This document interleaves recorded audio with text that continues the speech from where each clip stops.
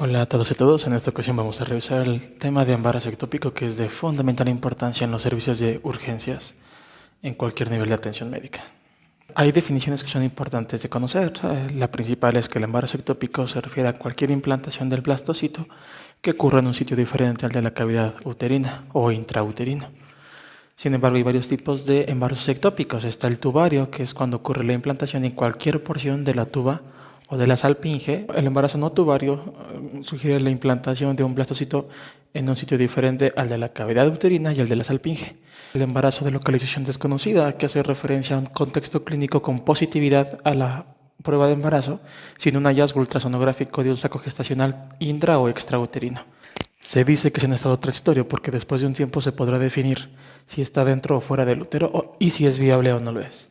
Heterotópico, que es una implantación de un blastocito dentro y otro también fuera de la cavidad uterina. Son casos muy raros, se ven menos del 1% de los casos de embarazo ectópico, y un punto importante es que hay que tenerlo en cuenta cuando haya antecedente de fertilización in vitro. En cuestión de epidemiología, pues representa el 2% de todos los embarazos reportados. El 75% de las muertes maternas en primer trimestre va a corresponder a embarazos ectópicos, por lo que nos damos cuenta que es la primera causa de muerte en primer trimestre y por ende un problema de salud pública. Es importante saber que el 20% de las mujeres que lleguen a nosotros con dolor o sangrado durante el primer trimestre tendrán un diagnóstico de embarazo ectópico. Por el nivel de los factores de riesgo, bueno, la mitad de los pacientes no tiene un factor de riesgo, lo que hace difícil el poder estadificar a cada paciente como de alto o bajo riesgo respecto a esta patología. Podemos encontrar diversas causales de un embarazo ectópico, pero lo podemos resumir en un daño tubario previo. Es decir, enfermedad pélvica inflamatoria, cualquier tipo de infección que ocasione adherencias o cicatrices a nivel tubario, cualquier cirugía previa que ocasione igualmente cicatrices o adherencias, o incluso cirugías como las de esterilización, la famosa salpingoclasia. También hay factores de riesgo menores como el tabaquismo, ya que se dice que disminuye la motilidad de los cilios de la tuba, la edad materna mayor a 35 años y también importante el uso de dispositivo intrauterino, principalmente el de cobre, que se relaciona incluso en hasta el 53% de los casos de mujeres con ectópico y DIU. En cuanto a la clínica, pues se puede dividir en un embarazo ectópico roto y no roto. Evidentemente, el embarazo ectópico roto tendrá dolor abdominal, sangrado transvaginal, inestabilidad hemodinámica con taquicardia e hipotensión. Clínicamente la podremos ver con palidez, alteración del estado mental y, dependiendo de la cantidad de hemoperitoneo, puede haber datos de irritación peritoneal. Aquí somos muy exquisitos, podemos encontrar literatura de algunos que hablen incluso de que la paciente puede tener dolor en los hombros o en la espalda, lo que nos hablaría de 2 o 3 mil mililitros de hemoperitoneo porque está irritando los nervios frénicos del diafragma. Si se trata de un embarazo ectópico no roto, pues puede haber un poco de dolor pélvico y sangrado transvaginal, de tal forma que entendemos que la clínica va a ser sugestiva meramente del estado de este embarazo ectópico, que esté roto o no roto. Sin embargo, la tríada clásica es bastante sugestiva y tendría que levantar sospechas: sangrado transvaginal, dolor pélvico o abdominal con una paciente que tenga antecedente de amenorrea, independientemente de que esté o no usando métodos de planificación familiar. Ya vimos, por ejemplo, que el DIU se relaciona en casi la mitad de algunos casos. También es importante comentar que a día de hoy el uso de anticonceptivos orales combinados o el uso de pastilla de emergencia del día después no se ha relacionado de forma fuerte con que haya o no riesgo de embarazo ectópico. Sin embargo, como ya vimos, hay localización tubaria y no tubaria, es decir, va a haber diversos sitios en donde se puede implantar este blastocito. Como ya comentamos, más del 90%, de hecho, Clínic de Barcelona habla del 97-98% será en la porción de la tuba, mientras que el resto tendrá una incidencia bastante baja pero similar entre ellos. El embarazo ovárico o ectópico va del 1 al 3%, el cervical del 1%, el abdominal del 1%, cicatriz cesárea previa de 1 a 3% y el intersticial o cornual de 1%. Es importante desde aquí comentar que, dependiendo de la localización, no solo tendrá relación con la clínica, sino también con las complicaciones de la madre. Sabemos, por ejemplo, que el embarazo cervical, el ectópico cervical, tiene una alta tasa de mortalidad materna por hemorragia. Se dice que el solo hecho de entender que este trofoblasto se localiza cerca del cervix, por donde pasan las arterias uterinas, es lo que va a implicar mayor riesgo de hemorragia. También saber que es un diagnóstico difícil. En el caso del embarazo abdominal, pues se ha descrito que La implantación de la placenta en las asas intestinales, en el hígado, en el vaso, se relacionan igualmente con hemorragia y con dificultad quirúrgica, porque en la mayoría de los casos se dice que a veces se tiene que dejar la placenta para evitar el sangrado masivo. Otros, como el embarazo en cicatriz de cesárea previa, es de difícil diagnóstico incluso para los experimentados en ultrasonido y lleva cuando menos a hemorragia por un espectro de placenta ácreta. El embarazo intersticial o cornual igualmente es difícil para detectar por ultrasonido y lo más probable es que tengamos dificultad quirúrgica al hacer una resección en cuña de esa parte del cuerno uterino. Mientras que en el embarazo ovárico, la Sociedad de Medicina Materno-Fetal y la Sociedad Canadiense comentan que básicamente el diagnóstico se puede hacer por laparoscopía, porque en el ultrasonido podemos confundirlo con un quiste hemorrágico o con un quiste de cuerpo lúteo. Esta es otra manera de comentar la incidencia por lugar de implantación ectópica. Según la Sociedad de Obstetras y Ginecólogos de Canadá, vemos que el 98% corresponde a un embarazo tubario y el resto se definen en una proporción de uno por cada evento de embarazo, de 1 a 2.000, 5.000 o 7.000, o incluso los definen como raros, ¿no? Los cervicales o en cuernos rudimentarios. ¿Cómo hacer el diagnóstico de un embarazo ectópico? Sabemos que va a ser fácil si la clínica es florida. Si me llega una paciente con inestabilidad hemodinámica, con dolor abdominal, con irritación peritoneal y que le hago un ultrasonido con líquido libre, pues yo puedo hacer un diagnóstico de embarazo ectópico, aun si no tengo una prueba de embarazo sabiendo que mi paciente va a tener amenorrea. Sin embargo, si la clínica es inespecífica, será un tanto difícil, sabiendo que los diagnósticos diferenciales son bastante amplios, todo lo que cause dolor abdominal o pélvico. De tal modo que sabemos que para hacer este diagnóstico es indispensable tener cuando menos dos cosas, y así lo confirma la Sociedad Canadiense. Una prueba de embarazo, la cual no va a confirmar ni descartar que hablemos de un embarazo ectópico, simplemente que la paciente esté o no esté embarazada, y un ultrasonido endovaginal, que es un gol estándar. Ya no se admite una evaluación mediante ultrasonido pélvico. Sin embargo, sabemos que incluso en manos de expertos, un ultrasonido endovaginal tendrá un valor predictivo positivo de solo el 80% y solo para los embarazos ectópicos tubarios, dejando a aquellos no tubarios con menor tasa de detección y por ende mayor retraso en el diagnóstico, lo cual dificulta mucho el pronóstico de las pacientes. En cuanto al ultrasonido, pues bueno, se basa en la teoría que dice que se espera observar un saco gestacional con saco de yolk o incluso un embrión entre la quinta y sexta semana a partir de la fecha de última regla confiable de la paciente. Esto por ultrasonido transvaginal. Y recomiendan que el cálculo de las semanas yo no lo realice con base a los niveles de coriónica humana, sino con base a lo que observo, es decir, el saco gestacional, el saco de yolk o incluso el embrión con la longitud cráneo-cauda. En cuanto a la hormona coriónica humana, pues todos sabemos que cuando nos llega una paciente con sospecha de embarazo ectópico, le voy a pedir una coriónica tal vez cualitativa solamente para saber si está embarazada o no. Sin embargo, sí está descrito que lo más adecuado es pedir una coriónica cuantitativa para poder evaluar estos niveles, y entonces viene el punto cómo lo voy a interpretar. Hay dos puntos en los cuales se puede interpretar una cuantitativa de coriónica humana. El primero es hablando de curvas. La obstetricia tradicional dice que tenemos que evaluar cómo es que va creciendo o aumentando los niveles de esta coriónica humana, y con eso podemos tener una sospecha de que el embarazo sea viable o no viable. Ni siquiera nos hablen de que sea un embarazo ectópico.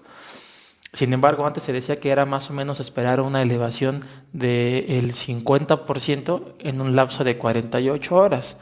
Hoy está descrito que incluso elevaciones de 32 a 34% es más que suficiente para pensar que es un embarazo viable o intrauterino. De tal forma que hoy día sabemos que es menos el incremento que se debe de esperar para poder tomarlo como normal o anormal. El otro método de interpretación es utilizando el famoso punto discriminatorio, o así lo refiere la literatura. El punto discriminatorio hace referencia a los niveles de coriónica humana a partir de los cuales yo tengo que ver por ultrasonido un saco gestacional y su embrión a nivel intrauterino. Anteriormente se hablaba de niveles de 1.500 a 2.500 para decir que arriba de ese punto yo tendría que observar un embarazo intrauterino. Y de no ser así, yo podría hablar con certeza de un embarazo ectópico. Sin embargo, hoy el Practice Bulletin de la COG, la Sociedad Canadiense, el Protocolo Clínico de Barcelona, nos hablan de que hay que ser un poco más conservadores, utilizando un punto de discriminatorio, si es que se utiliza, de hasta 3.500 unidades por mililitro. ¿Por qué? Porque entonces si yo soy un poco más estricto y me voy al rango inferior, puedo estar interrumpiendo un embarazo que de hecho sea intrauterino y que de hecho sea deseado también. De tal forma que con 3.500 se ha demostrado que no aumenta la morbimortalidad de la paciente y sí el porcentaje de embarazos que son intrauterinos y se permiten continuar. Sin embargo, como ya vimos en el apartado de definiciones, yo puedo estar ante la presencia de una paciente que tenga de hecho una prueba coriónica positiva, pero que yo no vea por ultrasonido si está dentro o fuera ese saco gestacional, por lo que se le denomina embarazo de localización desconocida. De hecho, la Sociedad Canadiense sugiere que no se tenga que tomar en cuenta como un diagnóstico, sino más bien como un estado transitorio.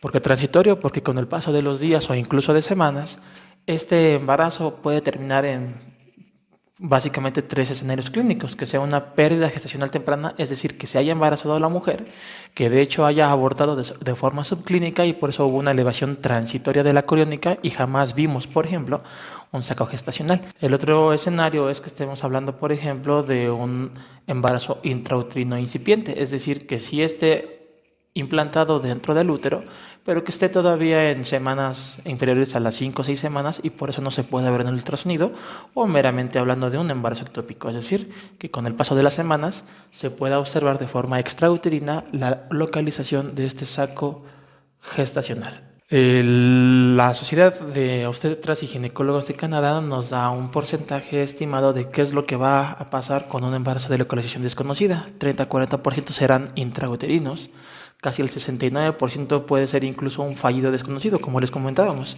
Nunca vimos dónde estaba el saco gestacional, pero hubo disminución de la coriónica humana. A eso se le conoce como un fallido desconocido.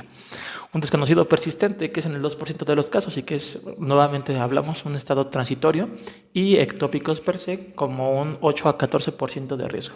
Entonces, este es otro de los puntos por los que entendemos que debemos dejar que esta paciente, si es que la evaluamos con un punto discriminatorio, sea, como dijimos nuevamente, mayor a 3.500, porque vemos que casi la mitad de los embarazos que no tengan la visualización de un saco gestacional durante la evaluación primaria terminarán en un embarazo intrauterino. La misma sociedad canadiense nos sugiere que utilicemos un método diseñado por ellos y validado, el famoso modelo de riesgo M6, que hace referencia a 3 cosas. Uno, el nivel inicial de coriónica, después el nivel a las 48 horas y si es que se tiene progesterona, el nivel de progesterona, para darnos literalmente un riesgo calculado de cuáles son las posibilidades de que mi paciente tenga un embarazo ectópico. Aquí, por ejemplo, hice un ejercicio y es importante para que veamos cómo se tiene que interpretar.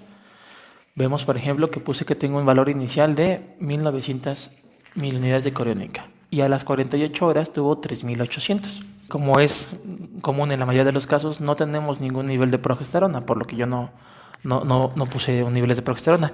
Vemos que con el solo hecho de que esta paciente tenga una elevación cercana al doble, nos marca que el riesgo de ectópico es de solamente el 7.4% y que el riesgo de que sea un intrauterino es del 91%, bastante alto. Repetimos, es una forma de implementar la interpretación de las famosas curvas de coriónica. Esta mujer básicamente dobló los niveles, por lo que se espera más en un embarazo viable que sea intrauterino que alguno que no lo sea. Sin embargo, puso otro nivel, el mismo valor inicial de 1.900, pero aquí no duplicó, solamente llegó a 2.400. Igualmente no tengo progesterona y nos damos cuenta que pasó de 7.4 a 35.9%, solamente con el hecho de decir que no hubo una adecuada evolución de estas curvas de coriónica, por lo que nos hablan que hay mayor riesgo de un embarazo ectópico. Sin embargo, el riesgo de que sea también un intrauterino rebasa la mitad del porcentaje. Ellos nos sugieren el siguiente protocolo. Yo tengo una paciente a la que le puedo tomar progesterona, en este caso pues no se puede, no es tan común. Ellos mismos dicen que si la progesterona es menor a 2 nanomoles por litro, se va a hablar de un probable desconocido fallido, como ya lo vimos, sugiriendo una evaluación en 2 semanas. Si tengo una progesterona, pues bueno, se va a un segundo paso. Aquí pues no lo tenemos, todas se irían a un segundo paso. Vamos a tener una coriónica inicial y después a las 48 horas colocamos los datos en la calculadora que les mostré y si el riesgo de un ectópico es mayor al 5%, se coloca en la estadificación de alto riesgo y sugieren una vigilancia por coriónica humana y por ultrasonido en 48 horas. Sin embargo, si el riesgo de ectópico es menor al 5%, pero es mayor, por ejemplo, para un fallido, la vigilancia se posterga 2 semanas y si es mayor el riesgo de que sea un intrauterino, pues podemos hablar de una vigilancia de 1 semana. Eso es algo importante porque muchas veces creemos, para los residentes de ginecología, creemos que tenemos la obligación de diagnosticar un ectópico en ese momento que llega la paciente. No hay ninguna obligación, de hecho podemos nosotros postergar las evaluaciones, ya vimos que 48 horas, 1 o 2 semanas, dependiendo de la evolución que tenga esta, por ejemplo en su coriónica o de los hallazgos en la exploración o en el ultrasonido, y no está mal, de tal forma que un punto importante a recomendar es siempre tener un manejo expectante o un manejo más conservador a la hora de evaluar a las pacientes con riesgo de ectópico. Vamos a ver algunas imágenes, por ejemplo en el apartado A tenemos un hallazgo típico de un embarazo ectópico, ya que se habla de que una gran cantidad de pacientes tendrán una imagen de contenido líquido en el fondo del útero conocido como pseudosaco gestacional, lo cual se relaciona con la proliferación endometrial y con un poco de sangrado, dando a entender que podemos ver ese tipo de imágenes e irnos con la finta de que es un embarazo intrauterino cuando de hecho es un pseudosaco gestacional. Por el otro lado tenemos pacientes que tienen positividad, por ejemplo, a la prueba de coriónica, el endometrio está vacío y tenemos líquido libre en cavidad. Estamos ante la presencia de un embarazo ectópico roto. Otros hallazgos, por ejemplo, son los que encontramos en un embarazo cornual. Aquí se ve cómo la localización del embarazo se encuentra más a la periferia del endometrio. En esta imagen nos hablan de la famosa línea endometrial, que incluso se llega a continuar o a conectar con el saco gestacional, que es uno de los criterios ultrasonográficos para embarazo intersticial o cornual. Aquí vemos una imagen, según ellos, típica de un embarazo ectópico ovárico. Vemos que esta es la cápsula ovárica y de hecho nos damos cuenta que adentro de la cápsula ovárica tenemos el saco gestacional. Otro importante es, por ejemplo, el embarazo cervical. Nos hablan de una cavidad uterina vacía con un cérvix incluso cerrado, pero dentro de las paredes de este cérvix observamos un saco gestacional, incluso con su saco de yolk. Este es un ejemplo de un embarazo en cicatriz de cesárea previa. En inglés se le conoce como cesarean scar pregnancy. Hay 2 tipos de estos embarazos. El tipo 1 se conoce como uno endógeno y el tipo 2 se conoce como uno exógeno. ¿Qué quiere decir? El tipo 1 es este que estamos viendo en la imagen.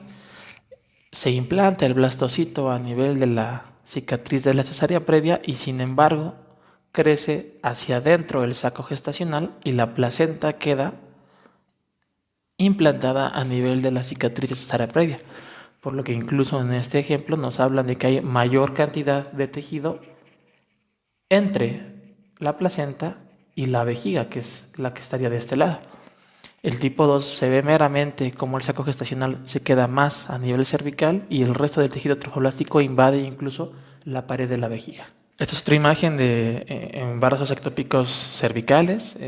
Ellos le llaman la típica imagen en reloj de arena. Esto es para los residentes, porque vemos que el útero tiene su típica forma más amplia a nivel del fondo uterino, pero por el hecho de que esté el embarazo cerca del cérvix le da una dilatación cervical no tan clásica. Por eso le llaman imagen en reloj de arena o útero en reloj de arena. Aquí tenemos otras imágenes, por ejemplo, de la conocida gestación ectópica intersticial. Vemos, por ejemplo, como les comentaba anteriormente, que la conocida como línea intersticial se localiza cerca de lo que es el endometrio. Esta es la línea del endometrio, aquí está la línea del intersticio y vemos que se comunica con todo el saco gestacional, por lo que es uno de los hallazgos que se pueden encontrar a la hora de evaluar a una paciente con un embarazo cornual. De tratamiento, pues sabemos que hay 3 descritas en la literatura: el expectante, el médico y el quirúrgico. Sin embargo, y tomando en cuenta lo que dicen los libros, el manejo expectante no es algo que se le pueda otorgar a las pacientes, debido a que amerita mayor vigilancia, amerita mayor uso de recursos y sobre todo conlleva mayor riesgo de mortalidad porque se puede romper el embarazo y porque la paciente puede caer en choque y pues bueno, todos sabemos a dónde llega un choque hemorrágico. De tal forma que no se va a hablar en esta clase del manejo expectante. Hablaremos entonces del manejo médico y quirúrgico. En cuanto al manejo médico, todos los protocolos descritos hasta hoy hacen referencia al uso de metotrexato, el cual puede ser sistémico, intramuscular o incluso local dentro del saco gestacional. El manejo médico con metotrexato tiene una tasa de éxito del 70 al 95% de los casos, dependiendo mucho de algunas características muy peculiares del embarazo, ¿no? Esta es una tabla de contraindicaciones a la terapia con metotrexato que se encuentra en el Practice Bulletin de la COC del 2018. Las contraindicaciones absolutas hablan más de condiciones maternas que puedan complicar solamente por el uso de metotrexato, es decir, que la mujer tenga inmunodeficiencia, que la mujer tenga alteración de la médula ósea que se observe como anemia severa, leucopenia, trombocitopenia, sensibilidad de metotrexato, enfermedad pulmonar, ácido péptico intestinal, disfunción hepática o renal, o que esté en lactancia. Esas que subrayamos hacen mucho hincapié en que son situaciones médicas que se pueden complicar por el efecto del metotrexato. Sabemos que el metotrexato es un inhibidor de la folato reductasa, por lo cual va a disminuir la síntesis de ácido fólico. Todos los tejidos que tengan una replicación alta, como las mucosas gastrointestinales, las mucosas del tracto urinario, son aquellas que se verán más afectadas, incluyendo al trofoblasto, que por definición es un excelente ejemplo de tejido con una alta tasa de replicación, por lo que esas pacientes que tengan esas complicaciones no serán candidatas pero aquellos embarazos ectópicos que tengan ruptura, inestabilidad hemodinámica o que incluso la paciente no sea candidata para que yo la vuelva a vigilar a los 2, 4 o 7 días, solamente por eso la paciente no sería candidata a una terapia con metotrexato. Del otro lado tenemos las contraindicaciones relativas, que hacen más referencia a que si éstas se presentan haya una menor efectividad con el tratamiento farmacológico. Es decir, que se vea latido cardíaco en el embrión, que la coriónica sea alta, se define alta como más de 5.000 milunidades en la mayoría de artículos, que el ectópico o el saco tengan una dimensión mayor a 4 centímetros. Algunos hablan, por ejemplo, de 3.5 centímetros como punto de corte, o aquellas pacientes que se rehúsen al manejo con hemoderivados por las complicaciones que pueden presentar. Hay diversos esquemas de metotrexato. Los podemos resumir en esquema de una dosis, de 2 dosis o multidosis. Todos ellos van a requerir la aplicación de metotrexato. En el caso de las dosis 1 o 2 dosis se hace el cálculo por miligramos de metotrexato según superficie corporal, es decir, metros cuadrados, y en el caso de la multidosis se va a hacer el cálculo por miligramos kilos. Se recomienda utilizar entonces el esquema de 1 o 2 dosis por tener una eficacia prácticamente similar sin los efectos secundarios. En cuanto al manejo quirúrgico, lo vamos a decir bastante sintético. Se puede utilizar una laparoscopia o una laparotomía. De hecho, la mayoría de literaturas, como siempre sabemos, abogan por el uso de una terapéutica menos invasiva.